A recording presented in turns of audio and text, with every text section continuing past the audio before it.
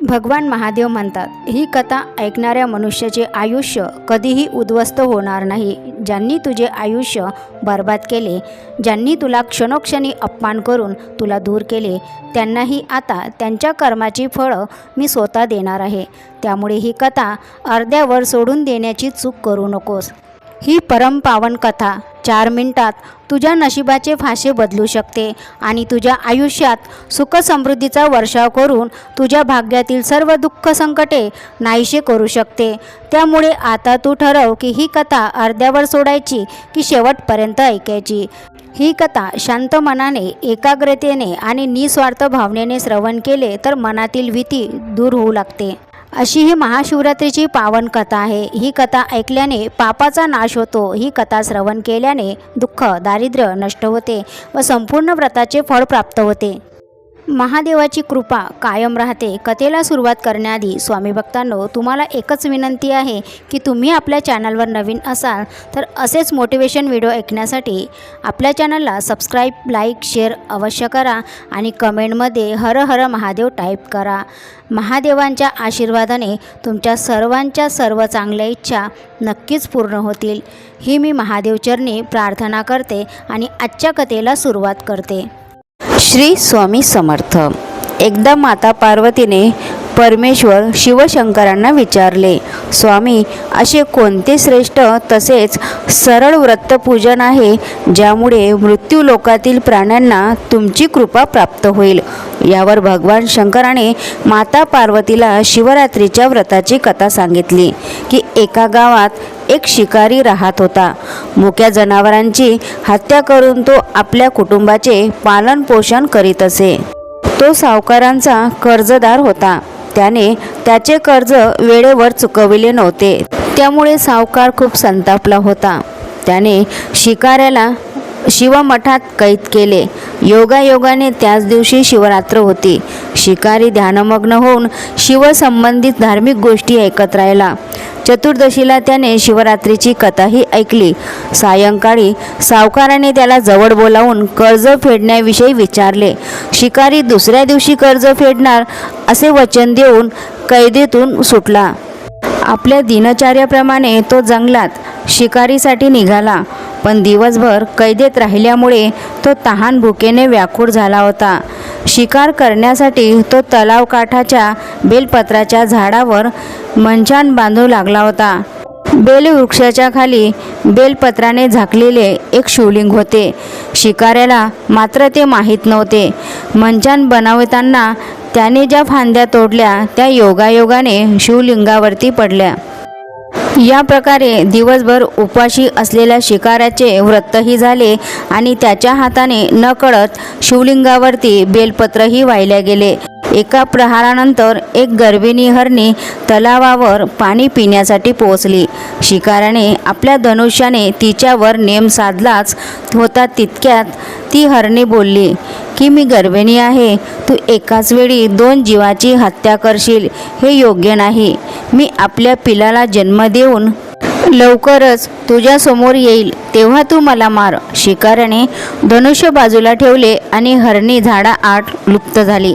काही वेळाने दुसरी हरणी तेथून निघाली. शिकाऱ्याच्या आनंदाला पारावार उरला नाही. त्याने तिच्यावर नेम साधला हे बघून त्या हरणीने त्याला सांगितले की हे पारधी, मी एक कामातूर विरहिणी आहे.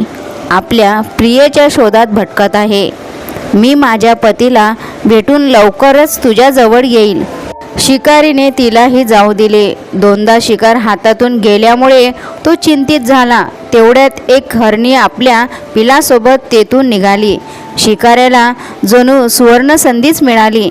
त्याने धनुष्याला बाण लावला आणि बाण सोडणार तेवढ्यात ती हरणी बोलली, हे पारधी, मी माझ्या पिल्लाला त्याच्या वडिलाकडे सोडून लगेच येते. यावेळी तू मला मारू नकोस. शिकारी हसला आणि म्हणाला, समोर आलेली शिकार सोडून द्यायला मी काही मूर्ख नाही. याआधी मी 2दा शिकार गमावली आहे.